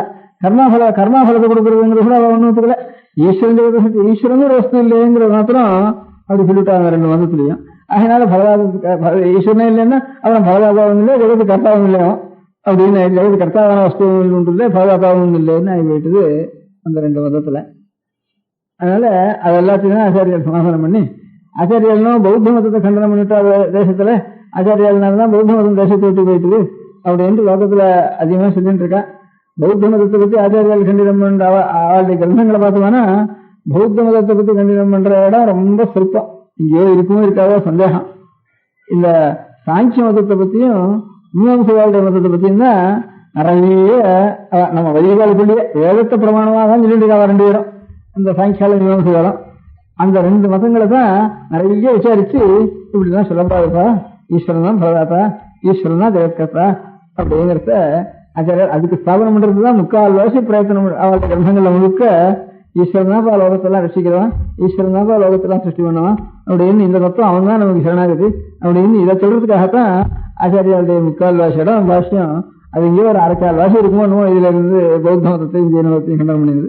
அப்படி கண்டனம் பண்ண முடியாத இடத்துலயும் அந்த வியாசாரியார் சூத்திரத்திலேயே கொஞ்சம் அந்த சில சூத்திரங்களுக்கு கண்டனம் பண்ற சூத்திரம், அதுக்கு அர்த்தம் சொல்றப்ப மாத்திரம் தான் அதை கண்டனம் பண்ணிருக்காரு. வேற சொல்பமா அதிகமா பௌத்த மதத்தை கண்டனம் பண்றதுக்காக ஜாஸ்தியா அதை எடுத்துக்கல. பௌத்த மதத்தை கண்டனம் பண்றதுக்காக ஜாஸ்தியா பிரயத்தனம் பண்ணது ஆச்சாரியாளுக்கு தவிர குமாரில பட்டாள்னுட்டு நான் சொன்னேன் இந்த கர்ம அவள் தான் நிறைய அதை பத்தி சொல்லியிருக்கா. அதே மாதிரி தர்க்கசாஸ்திரத்தை ஆரம்பிச்சுட்டு தர்க்கசாஸ்திரத்தை ஜெகத்கர்த்தான்னு அர்த்தம், ஜெகத்கர்த்தா ஈஸ்வரன் அர்த்தம். அந்த தர்க்கசாஸ்திரத்துல உதயநாச்சாரியால்னுட்டு அந்த பழைய காலத்துல கிட்டத்தட்ட ஆச்சாரியாளுக்கு சமகாலத்திலேயே அவள் ரெண்டு பேரும் வந்திருக்கா. இந்த குமாரில பட்டாளுங்கிறவாலும் உதயநாச்சாரியாளுங்கிறவாலும் போய் காரில் எடுக்கணும் இன்னொன்று இருக்கு இல்லையா? சரி, அதனால உதயநாச்சாரியாலும் குமாரில பட்டாளும் தான் இந்த பௌத்த தத்துவத்தை ஈஸ்வரத்தம் இல்லைன்னு சொன்ன விஷயத்துக்காக உதயநாச்சாரியால் பௌத்த மதத்தை கண்டித்தார். இந்த வேதாந்த கர்மானுஷ்டானம் கிடையாதுன்னு சொன்னதுக்காக குமாரில பட்டால் கண்டித்தார். நாங்க கர்மா இல்லைன்னுங்கிற விஷயத்தை வச்சுட்டு குமாரில பட்டால் மீமாம்சகர் கர்மாவே சகல பலதாத்தா, கர்மாவை பேர் வேற கதி கிடையாது, சகலமோட்சமும் கர்மானுஷ்டானத்தினாக அப்படிங்கிறது குமாரில பட்டாளுடைய அபிப்பிராயம். அதுக்கு விரோதமா வேதம் கிடையாது, கர்மாவும் கிடையாது அப்படின்ட்டு பௌத்த சொன்னதுக்காக அவர் நிறைய அந்த பௌத்த மதத்தை கண்டிச்சுட்டார். உதயநாச்சாரியர் ஜெகத்துக்கர்த்தாவா ஒரு ஈஸ்வரன் இல்லைன்னு தர்க்கசாஸ்திரத்துல ஜெகத்துக்கர்த்தாவா ஈஸ்வரன் தான் ஜெகத்துக்கெல்லாம் கர்த்தாங்கிற சித்தாந்தம் அவருக்கு. அதுக்கு விரோதமா பௌத்த சொல்றாலேட்டு உதயநாச்சாரியரை கண்டித்தார். இந்த உதயநாச்சாரியாலையும் குமாரில பட்டாளாலையும் தான் இந்த பௌத்தாளுடைய வாதம் ஜனங்களுடைய மனசுல அதிகமா பரவறதுக்கு இல்லாம அது அப்படியே நின்று போச்சு. நின்றுக்கு காரணம் அவ ரெண்டு பேரும். அப்புறம் ஆச்சாரியார் வந்து இந்த ரெண்டும் சேர்ந்து கர்த்தா பரதாதா ரெண்டு ஈஸ்வரன் தான்ட்டு அதுவும் ஆச்சாரியர் வியாசாச்சாரியார் முதல்ல சொல்லியிருக்க சூத்திரத்தை அனுசரிச்சு ஆச்சாரியார் ரொம்ப விசேஷமா அந்த விஷயத்துல சொல்லி சித்தாந்தப்படுத்திருக்க. இதெல்லாம் இப்படி இதெல்லாம் சரித்திரம் உங்களுக்கு தெரியறதுக்காக சொன்னேன். இந்த பௌத்த மதங்கிறதுக்காகன்னுட்டு அதை வாஸ்தவத்தில் நம்ம தேசத்துல பௌத்த மதத்தினுடைய தத்துவத்தை ரெண்டு விஷயத்த ரெண்டு பேர் ஆட்சேபம் பண்ணி லோகத்துல அவ சொல்றது அவளுக்கு சரியில்லைங்கிற அபிப்பிராயத்தை ஜனங்களுக்கு நம்பி ஒப்புமுடியா பண்ணது குமாரில பட்டாலும் மீமாம்சகாலான குமாரில பட்டாலும் தர்க்கசாஸ்திரத்தை பெரிய மகாவித்வானா இருந்த உதயநாச்சாரியாலும் அநேகம் ஆச்சாரியாருடைய காலத்துல இருந்தவ எல்லாரும் அந்த அதே காலத்துல கொஞ்சம் முன்ன இருந்தவ எல்லாம் இருந்திருக்கும். அந்த ரெண்டு பேரும் இந்த மாதிரி ரெண்டு பௌத்த மதத்தை நிறைய கண்டனம் பண்ணி அவ பௌத்தாசியாரும் ஒரு கண்டனம் இருக்கா. ஆச்சாரியா அப்படி தனியா ஒரு பௌத்த மத கண்டனம் ஒரு புஸ்தகமும் இல்லை, அதுக்காக அதிகமாக கண்டனம் பண்ணவும் இல்லை. ஏன் நடுவில் வந்ததுன்னா வந்த இடத்துல சொற்பம் சொல்லிவிட்டாலும் தவிர பௌத்த மத கண்டனத்தோடு ஒரு 100 மடங்கு அதிகமாக பண்ணிருக்கா இந்த மீமாம்ச மத கண்டனத்தையும் இந்த சாங்கிய மத கண்டனத்தையும் ஆச்சாரியா. அதாவது மாத்திரம் இந்த உதயநாச்சாரியாலும் குமாரில பட்டாலும் நிறைய சொன்னதுல முக்காலே அவளுடைய புத்தகத்துல 3 நிமிஷம் பௌத்த மதத்தில் சொல்ல முடியாத விஷயத்தை கண்டனம் பண்றதுதான் அவளுடைய கண்டனங்கள்ல இருந்திருக்கு. அதாவது ஈஸ்வரன் கிடையாது, கர்மானுஷ்டானம் ஆச்சார கர்மானுஷ்டானம் கிடையாது, இன்னும் இந்த ரெண்டு சொன்னதுக்காக ஒவ்வொருத்தர் ஒவ்வொரு அம்சத்தை பிடிச்சிட்டு அந்த பௌத்தத்தில் இப்படி சொல்றது அவ்வளவு வச்சுதான் இல்லை அப்படின்னு சொல்லிருக்காங்க. அது இருக்கட்டும், நான் முதல்ல ஆரம்பிச்சது ஈஸ்வரன் பலதாத்தாவா இருக்கட்டும், ஈஸ்வரன் ஜெகத்துக்கு கர்த்தாவா இருக்கட்டும், அவன் கர்த்தாவா இருந்தா நமக்கு என்ன, அவன் பலதாத்தாவா இருந்தா அவன் கணக்கு கூட அவன் காட்டி தெரிஞ்சுட்டு வரான், நான் அவனுக்கு போவானு அப்படின்னு லஞ்சம் கொடுக்க போகணும், வேற ஒன்றுக்கும் போறதில்லை. அவன் லஞ்சத்தை கட்டுக்கிட்டு அவன் ஈஸ்வரன் இல்லையா, அவன் காலிக்கு அவன் பாட்டி முன்னிருக்கணும்.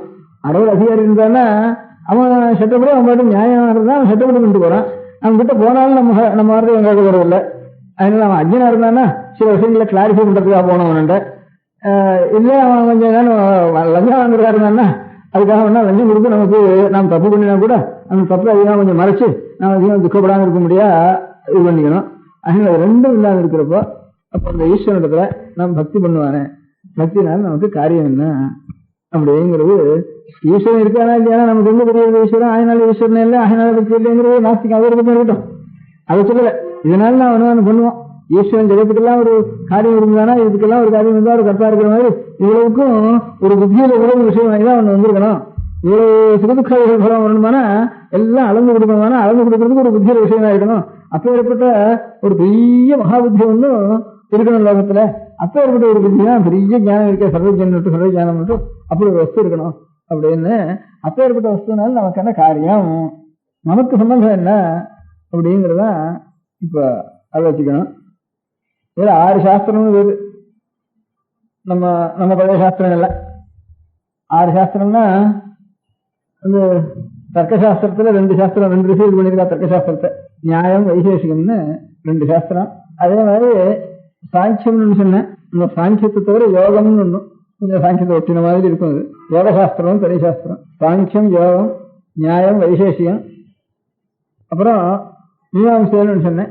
மீமாம்சை அதுக்கப்புறம் இந்த உபநிஷத் சாஸ்திரம் தான் வேதாந்தம்னு வேறு இருக்கு. அதான் நம்ம சாஸ்திரம். நம்ம ஆச்சாரியார் அந்த வியாசாச்சாரியால் வேதாந்த சாஸ்திரம்னு பேரு.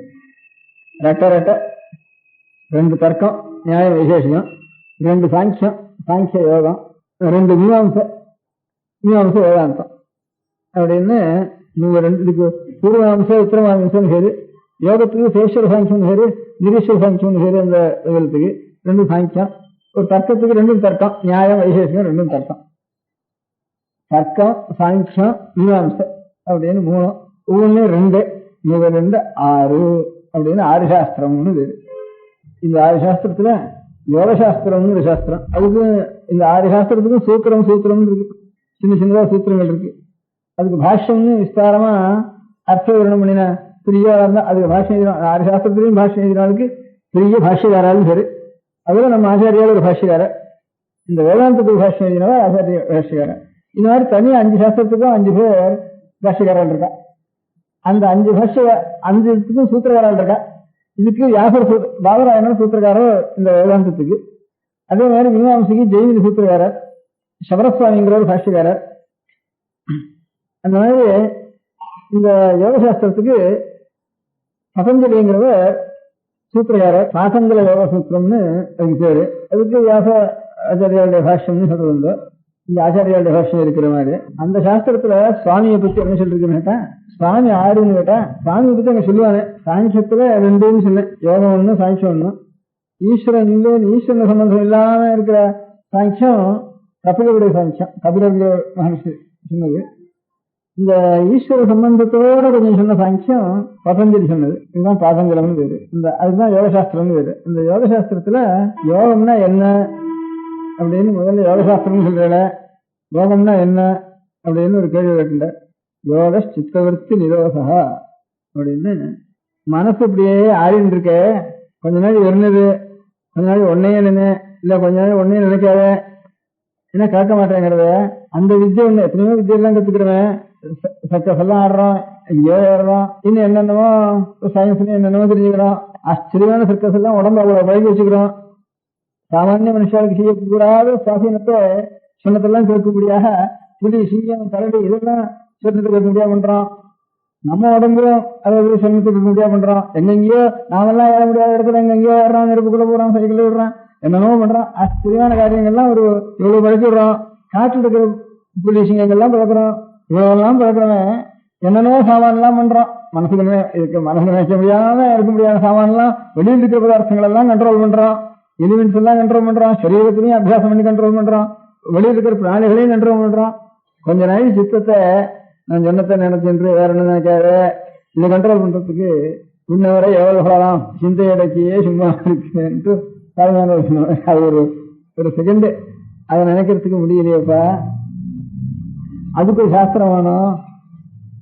இத்தனைக்கெல்லாம் சாஸ்திரம் இருக்கு, இத்தனைக்கெல்லாம் ஒரு என்ன நோய் இருக்கு, புஸ்தகங்கள்லாம் நிறைய போட்டிருக்கோம், வித்தியாசம் பண்றோம். இன்னொரு இது ஒண்ணு பாக்கி இருக்கு. யோக சித்த விருத்தி நிரோத. சித்தம் இப்படியே அங்கங்க பொங்குறத அதை கொஞ்சம் நிறுத்தணும் அப்படின்னு. சரி, அதை எப்படி என்ன அடுத்த சூத்திரம் தானே யோக சித்த விருத்தி நிரோதான்னு சூத்திரம். இதெல்லாம் 6 சாஸ்திரம் சூத்திரம் இருக்குன்னு சொன்னேன், சின்ன சின்ன வாக்கியம் இருக்குன்னு சொன்னேன் இல்லையா. அந்த சித்த விருத்தி எப்படி நிற்கும் நான் ஈஸ்வரனை நினைக்கிறதுக்கு ஆரம்பி. அதனால இவா சித்தவருத்தி நிக்கிறதுக்கு ஈஸ்வரனை நினைக்கிறதுக்கு ஆரம்பி. ஈஸ்வர பிரணிதானாத்வா. அப்புறம் இன்னும் 2 மணி சொன்னார். வீதராக விஷயம் வா சித்தம் யதாசமத தியானாத்வா பிரச்சர்தனாரணாபியாம் வா பிராணஸ்ய. கடைசி பட்சத்துல ஈஸ்வரன் இன்னும் 2 மணி சொன்னேன். அதுக்கு அடுத்தபடி முதல்ல சொன்னது ஈஸ்வர பிரணிதானத்தினால சித்தவருத்தி நிற்கும் அப்படின்னு முதல்ல சொன்னேன். அவருக்கு ஈஸ்வர பிரணிதானம் பண்ண முடியலன்னா ஈஸ்வரனுக்கு துல்லியாளா இருக்கிறவா பிரத்யட்சமா பார்க்கிறவாள் அப்பேற்பட்டவாள தியானம் பண்ணிக்கோ.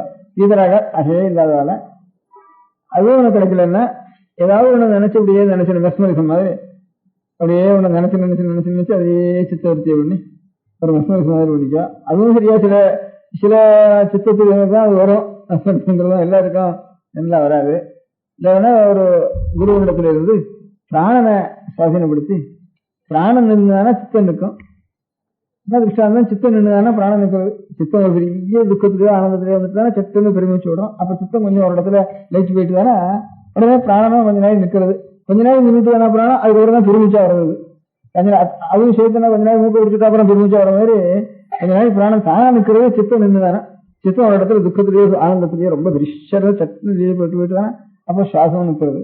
சுவாசத்தின் சித்தத்துக்கு ஒரு சம்பந்தம் இருக்கு. அதனால கடைசியில பிராணாயாமத்தினால மூணாவது பட்சமா கொஞ்சம் முதல் காரணம் ஈஸ்வர சக்தினாலதான் ஈஸ்வர தியானத்தினாலதான் சித்தவருத்தி நிற்கும் அப்படின்ட்டு அந்த ஈஸ்வரன் ஆறு ஈஸ்வரன் தொடர வேண்டியது. எதுக்காக சித்தவருத்தி நிரோகங்கிறது யோகசாஸ்திரத்துடைய ஒரு கோலா இருக்கிறதுனால அதுக்கு சாசன ஈஸ்வரன் சொன்னதுனால அந்த ஈஸ்வரனை பத்தி ஆறுன்னு ஒரு லட்சணம் சொல்ல வேண்டியது இருக்கு.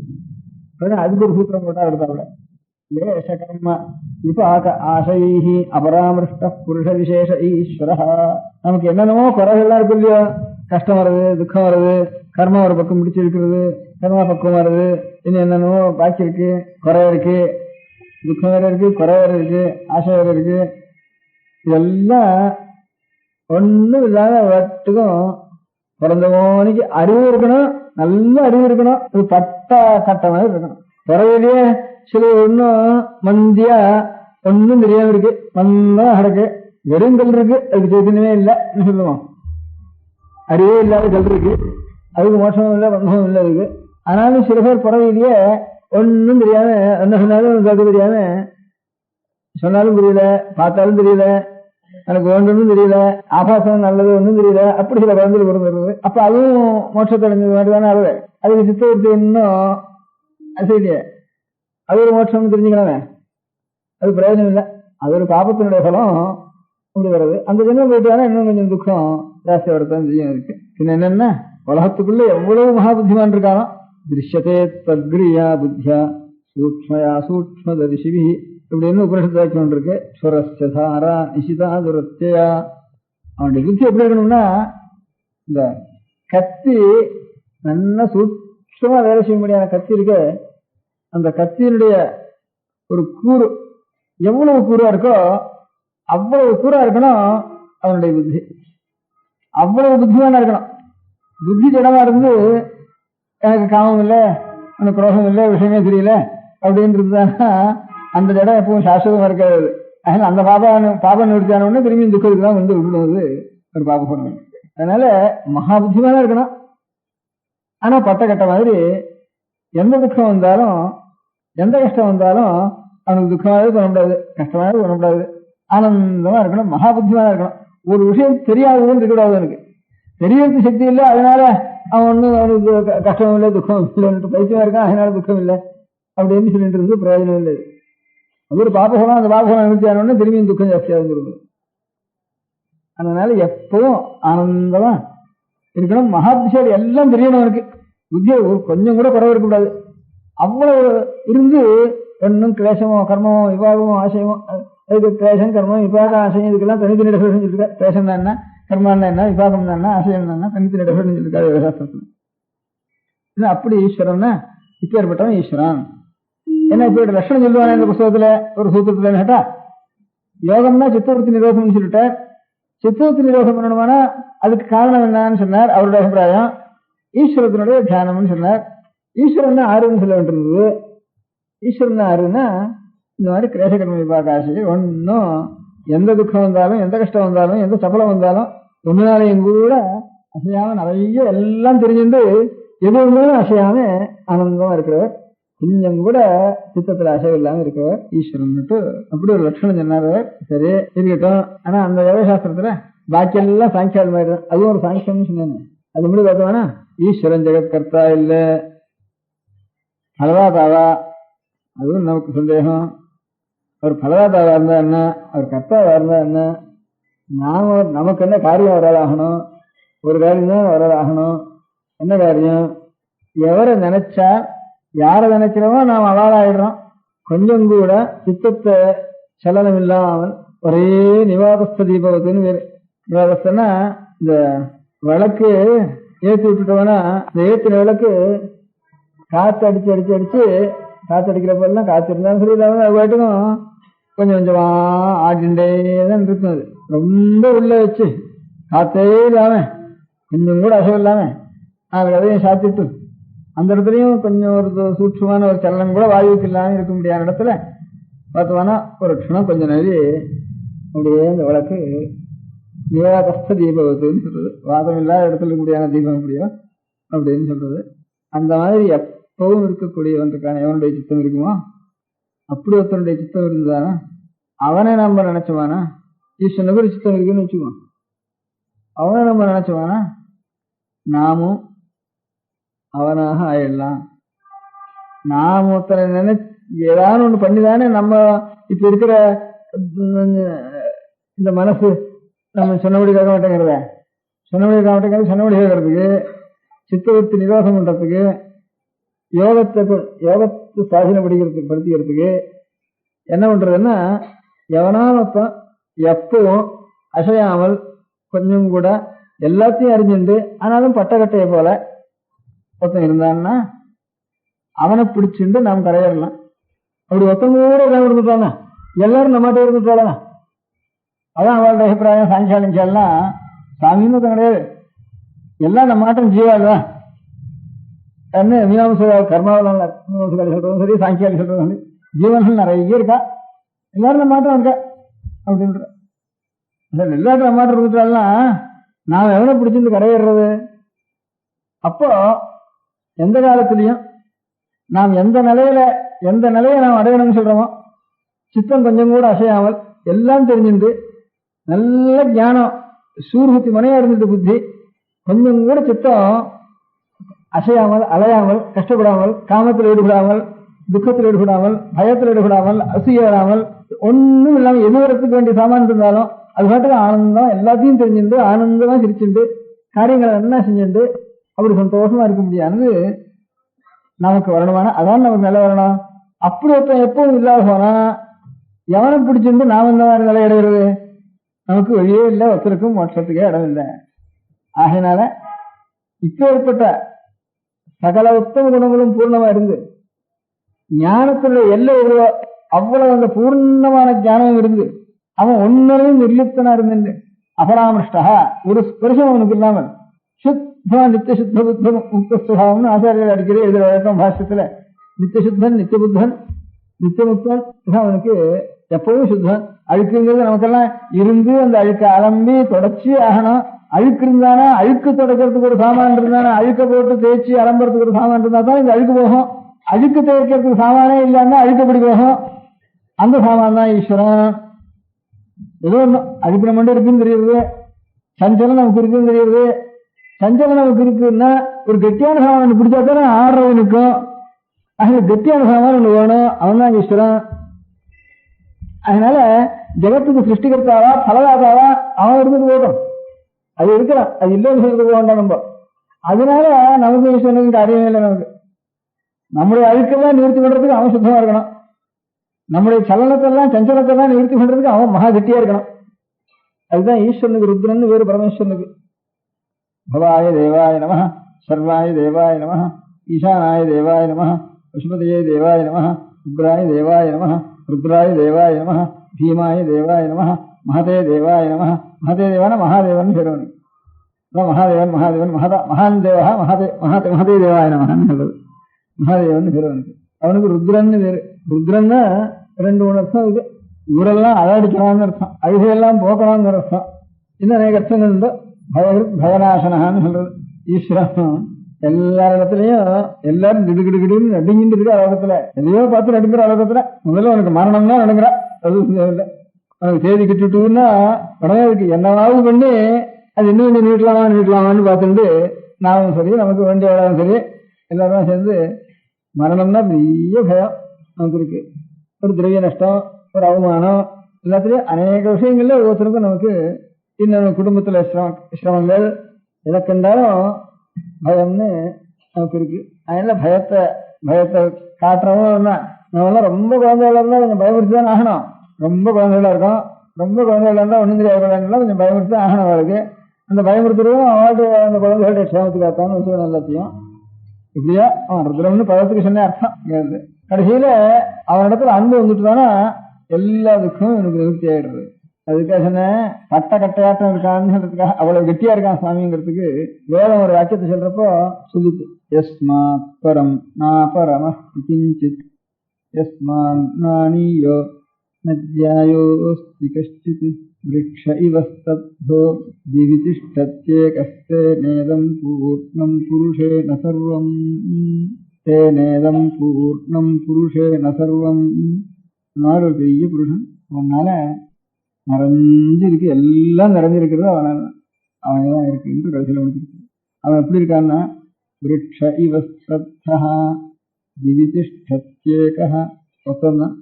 அவன் எப்படி இருக்கான்னா மரம், கொஞ்சம் கூட அசைவில்லாம எந்த ஒரு சிரமப்படுத்தினாலும் சிரமம் இருந்தாலும் அந்த மரத்துக்கு ஆடாமல் அசையாமல் நலுங்காமல் சரண இருக்கிறதா கூட விரிவதுக்கு. அதுதான் ஸ்தாணுன்னு ஈஸ்வரன். ஸ்தாணுன்னா பட்டக்கட்டை.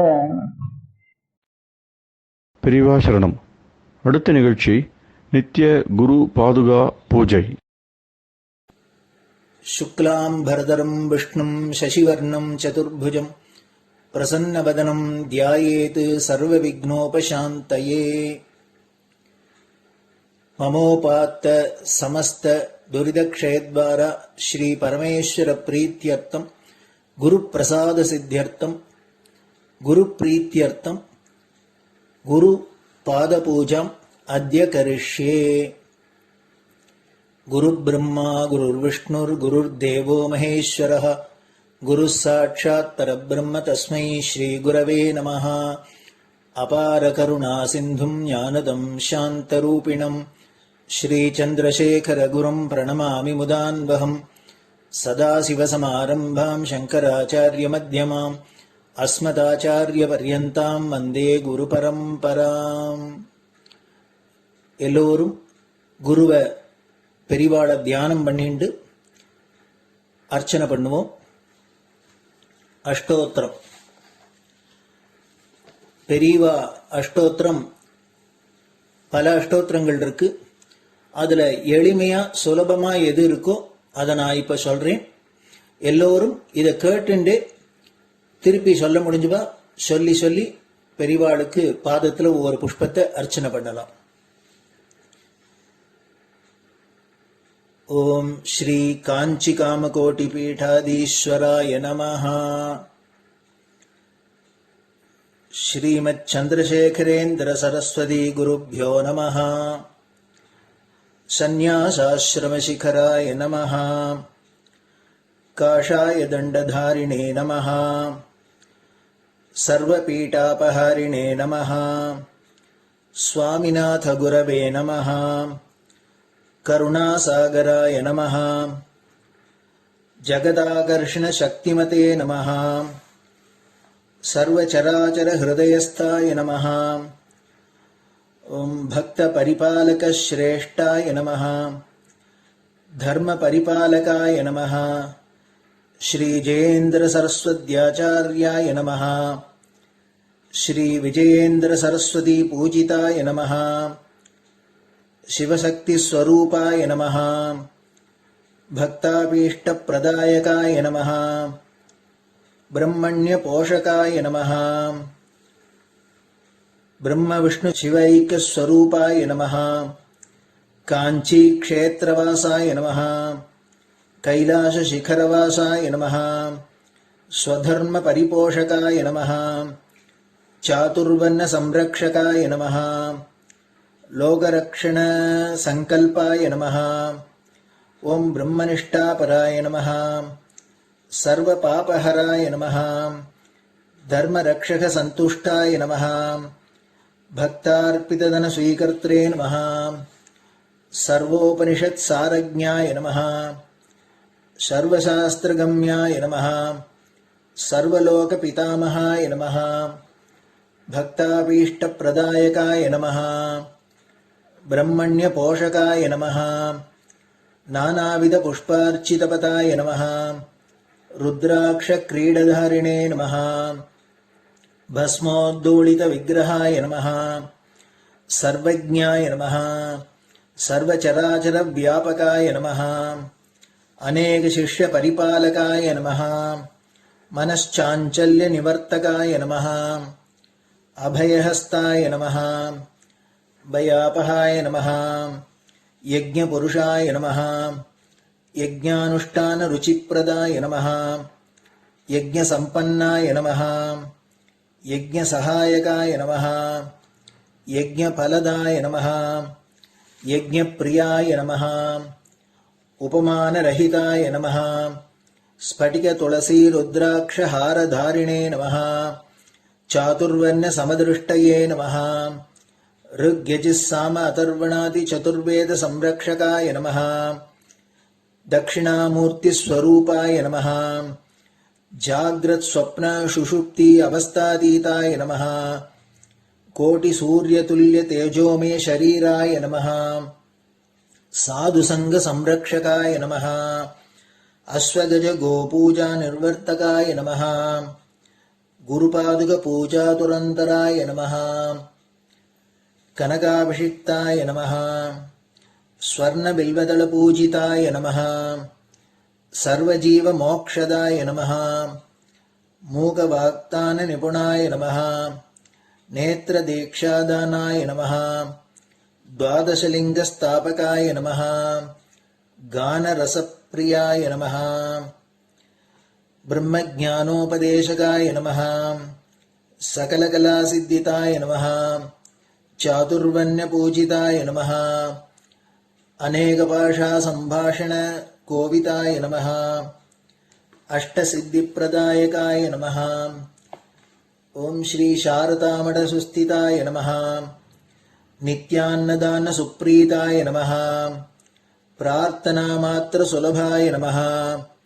पादयात्राप्रियाय नमः नानाविधमतपण्डिताय नमः श्रुतिस्मृतिपुराणज्ञाय नमः देवयक्षकिन्नरकिंपुरुषपूज्याय नमः श्रवणानन्दकरकीर्तये नमः दर्शनानन्दाय नमः अद्वैतानन्दभरिताय नमः अव्याचकरुणामूर्तये नमः शैव वैष्णवादिमान्याय नमः श्रीशङ्कराचार्याय नमः दण्डकमण्डलोहस्ताय नमः वीणामृदङ्गसकलवाद्यनाथस्वरूपाय नमः रामकथारसिकाय नमः वेदवेदाङ्ग आगमादिसकलकलासतस्प्रवर्तकाय नमः हृदयगुहाशयाय नमः शतरुद्रीयवर्णितस्वरूपाय नमः केदारेश्वरनाथाय नमः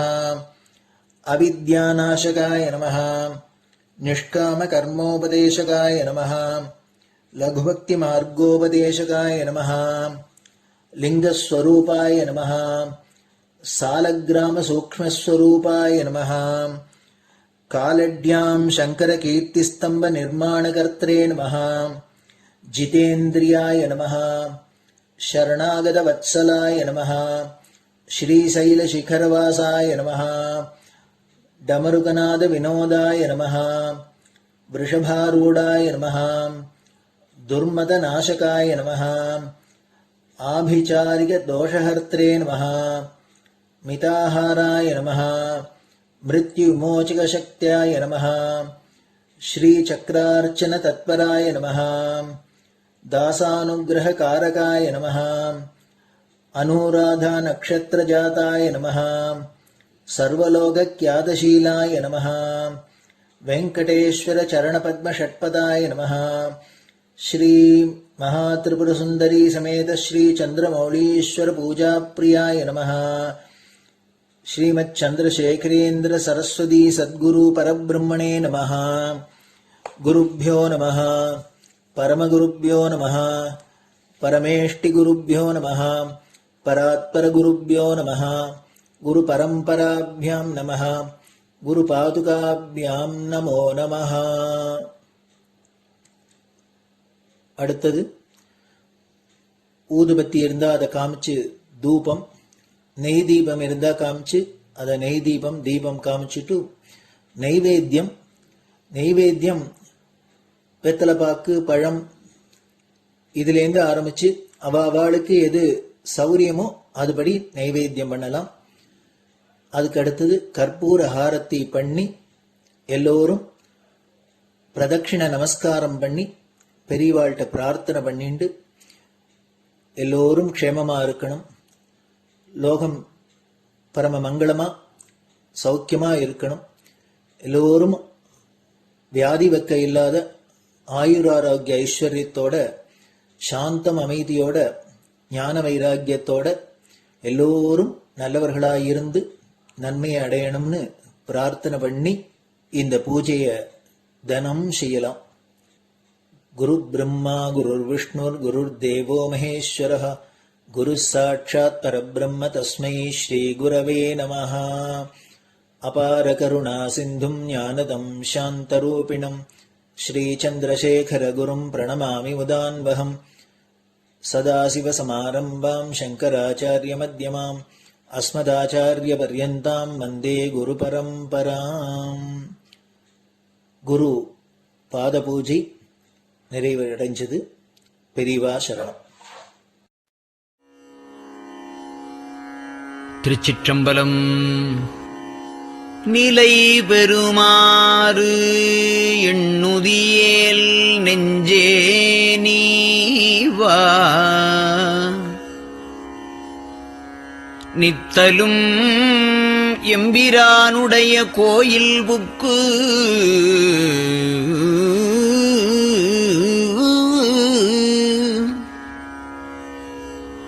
புலர்வதன் முன் அலகிட்டு மெழுக்குமிட்டு பூமாலை புனைந்து ஏத்தி புகழ்ந்து பாடி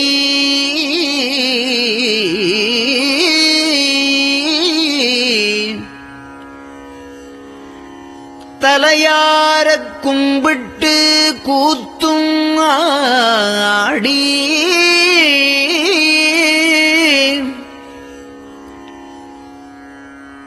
சங்கரா ஜய போற்றி போற்றி என்றும்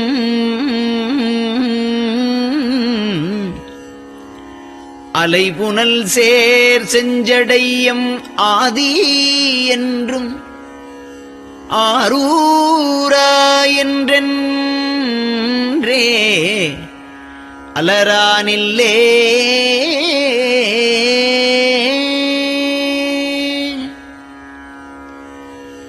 தந்தது உந்தன்னை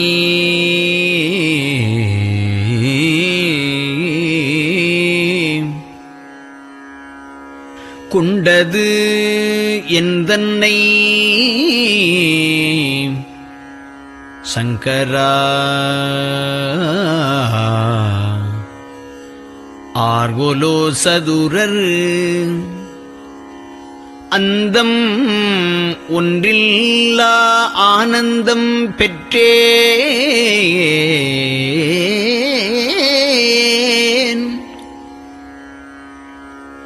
யாது நீ பெற்றது ஒன்று என்பால்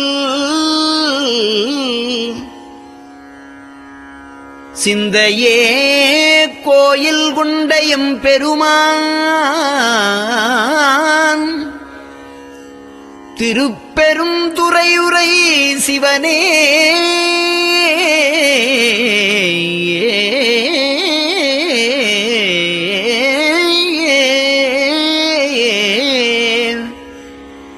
எந்த ஈசா உடல் இடம் கொண்டாய் யான் இதற்கு இளன்வோர் கைமாறே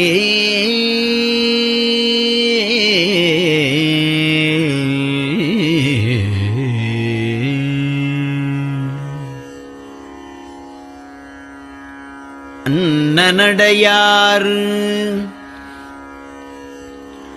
அமுதமொழியார் அவர்கள் பயில் தில்லை தென்னன் தமிழும் இசையும் கலந்த சிற்றம்பலம் தன்னுள்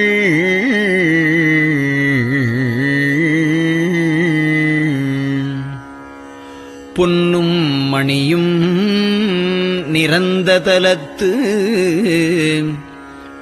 புலித்தோல் பியர்க்கிட்டு மின்னின் இடையாள் உமையாள் காண விகிர்தன் ஆடுமே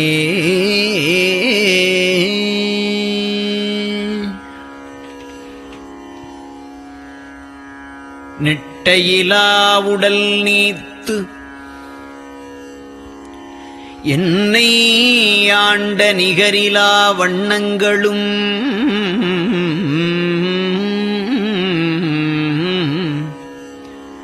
சிட்டன் சிவனடியாரை சீராட்டும் திறங்களுமே சிந்தித்து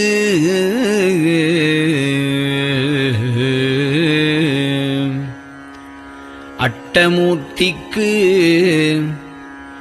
என் அகம் நெகவூரும் அமிழ்தனுக்கு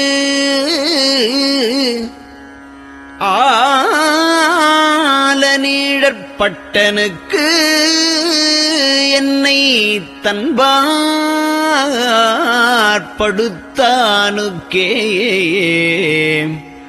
பல்லாண்டு குருதுமே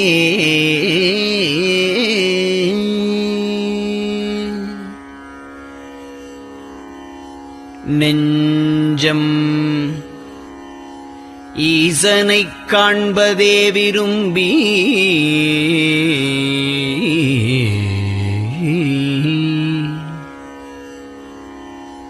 நிரந்தரம் திருவாக்கினில் நிகழ்வது அஞ்செழுத்துமே ஆக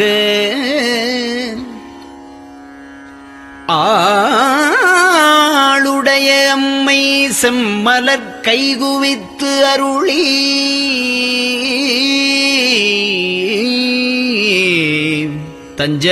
தஞ்சமாகி அரும் தவம் புரிய தரிப்பரே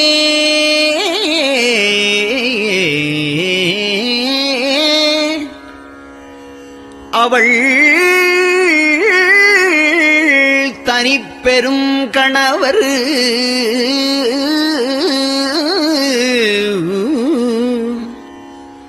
வஞ்சம் நீக்கிய மாவின் மூலத்து வந்து தோன்றினார் மலைமகள் காண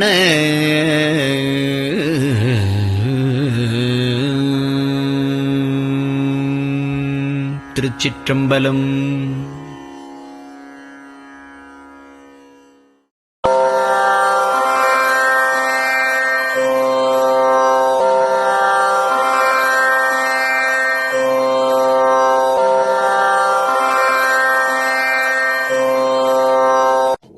பெரிவா சரணம். பெரிவா வானொலியின் காலை நிகழ்ச்சிகள் இத்துடன் நிறைவடைகின்றன. எமது அடுத்த ஒளிபரப்பு இன்று மாலை இந்திய நேரப்படி 6 மணிக்கு துவங்கும். பெரிவா சரணம்.